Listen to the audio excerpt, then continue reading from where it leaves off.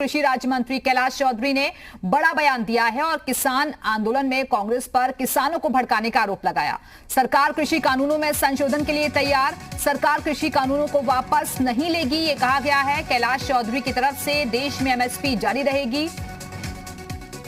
तो आपको बता दें कि कल 5वें दौर की वार्ता हुई थी, लेकिन आपसी सहमति नहीं बन पाई और अब एक बार फिर से बातचीत होगी 9 तारीख को सुबह 11 बजे। लेकिन दूसरी तरफ भारत बंद का ऐलान किया गया है किसानों की तरफ से, लेकिन कृषि राज्य मंत्री कैलाश चौधरी ने इस बीच बड़ा बयान दिया कि कांग्रेस किसानों को भड़का रही है।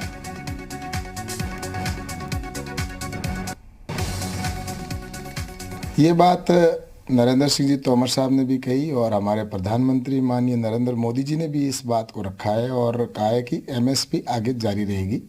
निश्चित रूप से इसके ऊपर हमारे देश के किसानों को किसी प्रकार का किसी के झांसे में आने की ज़रूरत नहीं हो।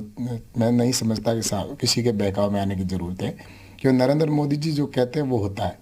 और एमएसपी के ऊपर खरीद के लिखित में देने की बात है तो वो भी दे सकते हैं, इसलिए भारत सरकार नरेंद्र सिंह जी तोमर साहब ने इस बात को स्पष्ट कर दिया है। लेकिन अब मुझे जो लगता है कि किसान के हित का इतना बिल है, लेकिन इसके बावजूद इसके अंदर कांग्रेस की सरकार और जो विपक्ष है वो इनको भड़काने का काम कर रहे हैं।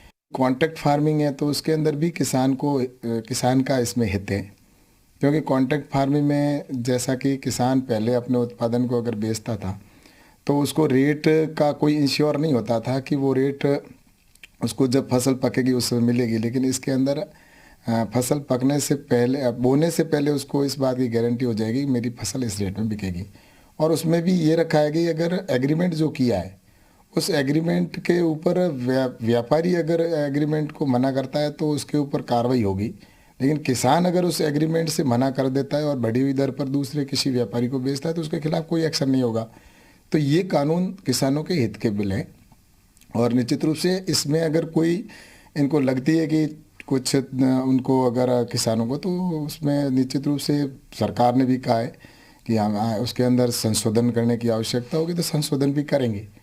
लेकिन जिस तरह से किसानों का ये कहना है कि इस बिल को वापस ही लिया जाए, तो मैं सोचता हूँ कि वापस बिल लेना जिसमें इसमें बहुत अच्छे अच्छे निर्णय हैं तो उनको मैं सोचता हूँ किसानों के लाभकारी है और इसमें संशोधन की कहीं गुंजाइश है तो निश्चित रूप से उस पर भारत सरकार विचार करेगी।